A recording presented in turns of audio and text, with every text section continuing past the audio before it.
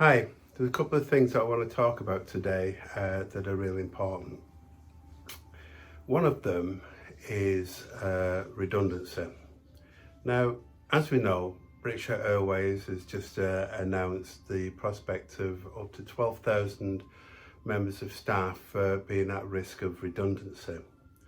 Now, even though the furlough scheme, the employee retention program, is guaranteeing 80% of employees' wages and salaries just to prevent such a thing as redundancy, it's inevitable that some companies are going to project what their business is going to look like in the not too distant future after we start to come out of the coronavirus crisis.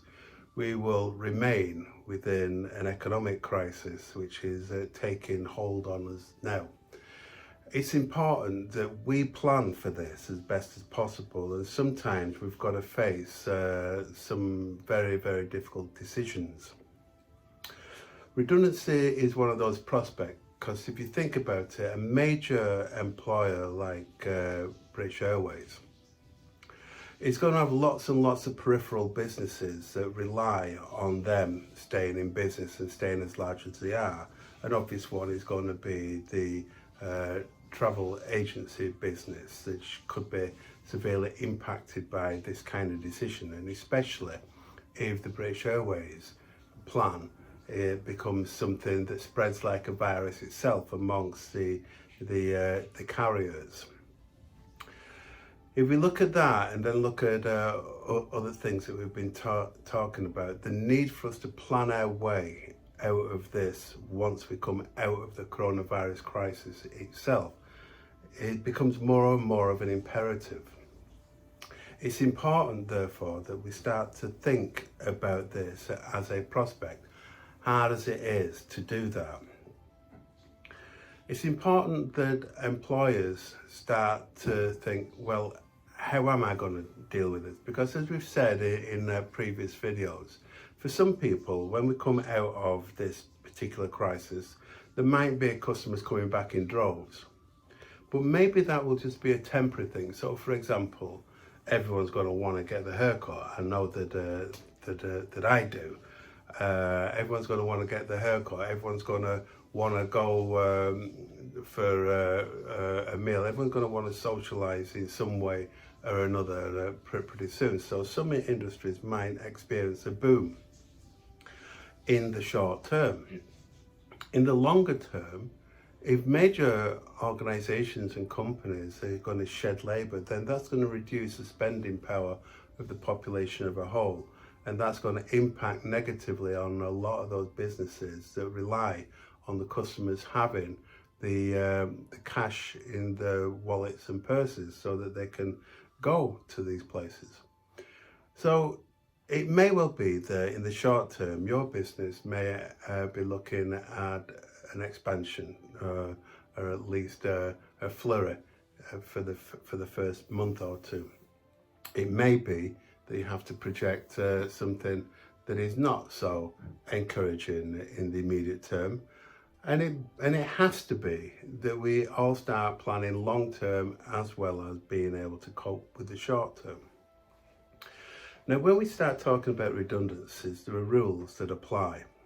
And it depends on the size of your company and how many people are at risk of redundancy, should you be looking to pursue that as an avenue to keep your business afloat. But one of the things that's certain is that you must enter into consultation. And in my book, I cover something about the issue of consultation, the size of the company, the size of the anticipated casualties of redundancy, and so I explained those rules there. But should you need more specific guidance, I'm perfectly happy to provide that. If you were to email me with some basic details, the size of the at-risk population of employees that we're talking about, I might ask you some further questions, but I will provide the information on the basics of redundancy, consultations and so on by email, and I will do that for free, as I've said I will do for anything to do with the coronavirus pandemic. Now, this leads me to something else, and that is the issue of depression and anxiety, because when we look at the situation that we're in, even if we're just working from home, if we're furloughed, all sorts of things, and even those that are in work, we're going to be experiencing, well, we're going to be more prone to experiencing anxiety and depression. Now, I can speak with first-hand knowledge of this because, in spite of my obvious exuberant personality I'm clear I am not quite that, because we've over the years I've been diagnosed quite frequently with clinical depression. Now, this can be coped with the right kind of medication, perhaps counselling, but for a lot of people, they've not experienced this before. They don't have the experience of being able to deal with it. And when they're in isolation or separated from work colleagues and they're facing a future that is highly uncertain, then that uncertainty adds to the anxiety, and the anxiety contributes to the depression. And it makes it harder for people to cope. Now, I've discussed the importance before of staying in touch with your employees. As small companies, it's easier to do that, and these videos are really directed mainly at smaller businesses and charities.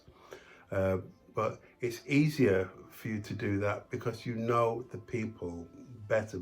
Chances are that you know them personally. And it's really, really, really important that there's some communications in place.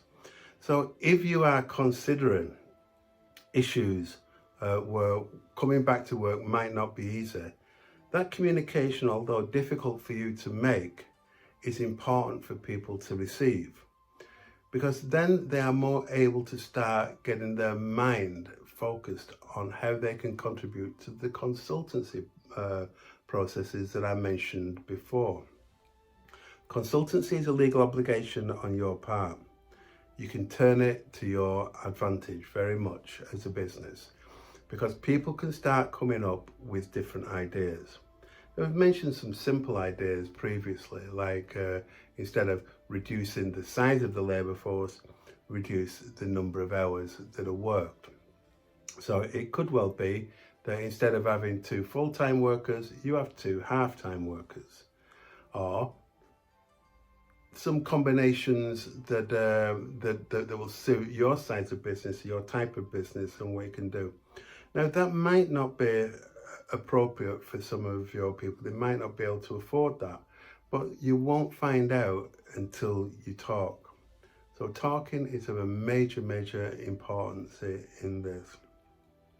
So let's avoid as much as we can, or at least mitigate some of the anxieties and depression that may come with this. But make sure that you're in touch, that you have the communication systems in place. People can talk to you, you can talk to people, network as much as you can with your employees.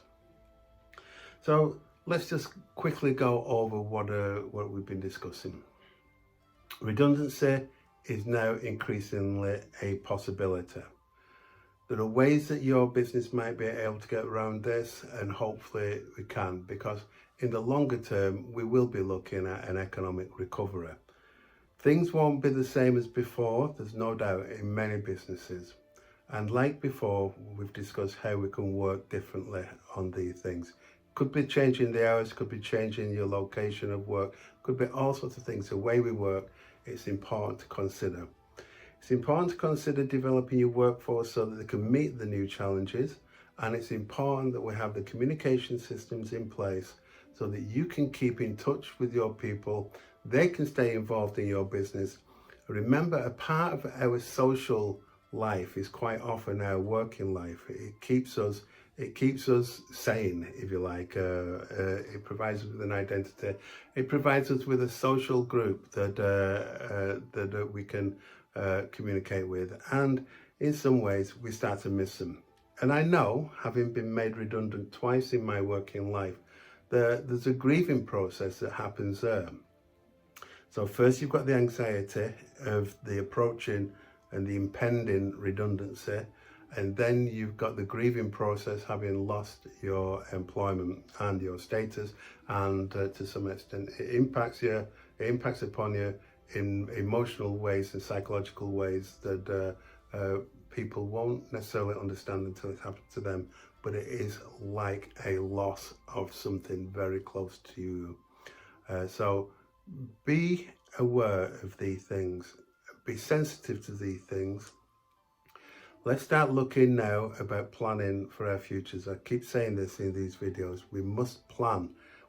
Given that the government is not being very, very forthcoming with an exit strategy on this, we have to create our own exit strategies that ensure that our business as far as possible can survive, that the casualties from any fallout from this crisis are minimised, alleviated, mitigated.